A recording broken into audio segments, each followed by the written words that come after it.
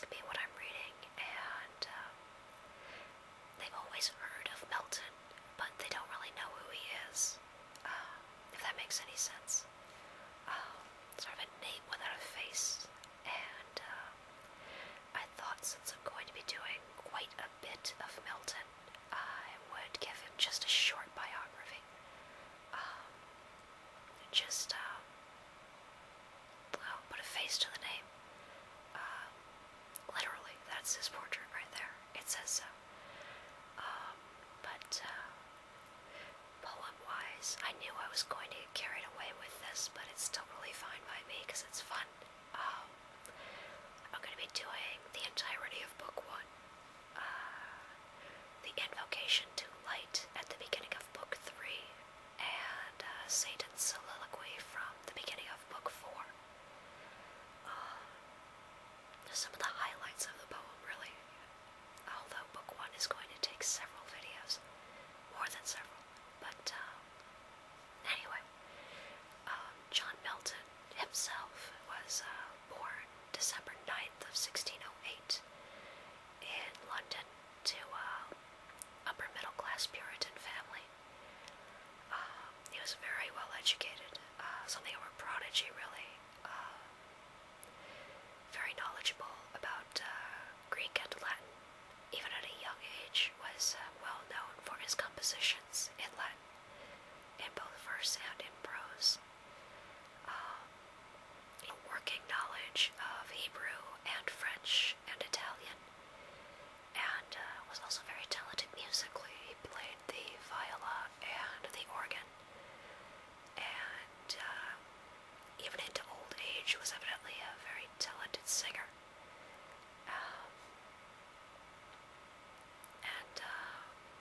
Yeah, loved scholarship, would stay up until midnight, studying, not because he had to, but because he wanted to.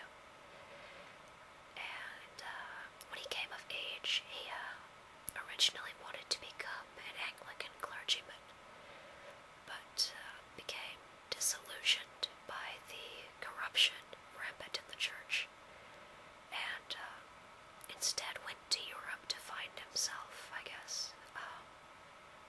Actually to pursue scholarship, but yeah, I like the notion that he was going to find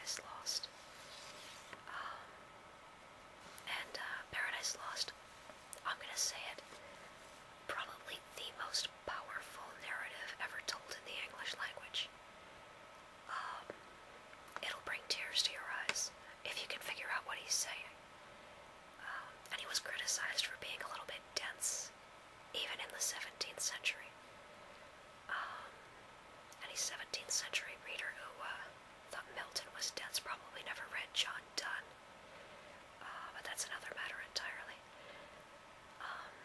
But in the poem, he's really exploring a couple of different questions. Questions of liberty. What is liberty, and what causes people to surrender it in favor of enthrallment?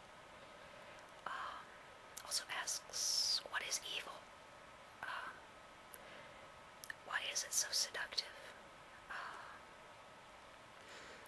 And to create these meditations, he doesn't necessarily come to any answers, but in examining them, he creates one of the top 5 greatest characters in all of English literature, maybe even in the top 3. And that's Milton's Satan, who is not a horned and cloven-footed, reeking of brimstone demon. He's a fallen military commander. He's melancholy, kind of introspective, likable, majestic, and undisputably, completely and utterly evil in thought, in action, and in word. He's a brilliant creation. And he really embodies what Milton's trying to get at. Evil is not fire and brimstone. Evil is alluring. Evil is subtle. Evil is, at times, kind of sexy. Yeah. I'm not a Milton scholar, so I'm not going to try to go any deeper than that, but the structure of the poem itself, the form, is a pagan art form, the epic, very often used to